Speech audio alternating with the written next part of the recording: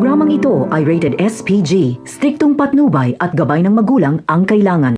Nababaliw na nga si Ramon, ikinulong niya na lang sa kwarto si Mokang.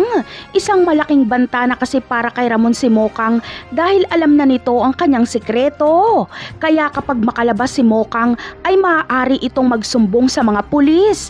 Kaya mas pipiliin ni Ramon na ikulong na lang si Mokang. Sa kabilang banda naman ay nilabas na nga nila Rigor ang sketch ng mukha ng babaeng nakaharap nila. Kaya makikilala nilang si Chip Espinas ito. Ngunit itatanggi ni Espinas ang aligasyon sa kanya at malulusutan niya ito dahil hindi niya naman gaanong kamukha ang nakadrawing. Ganun pa man ay para kay Rigor ay si Espinas ngayon. Kaya kumpirmado ni Rigor na si Tanggol nga ang nakatakas na pumatay sa mga Red Phoenix at pinalabas ito ni Espinas para pumaslang. Sa kabilang banda naman ay nagkamali nga ng akala sila Tanggol at Bubbles. Akala kasi nila ay hindi sila masusundan ng mga kapulisan.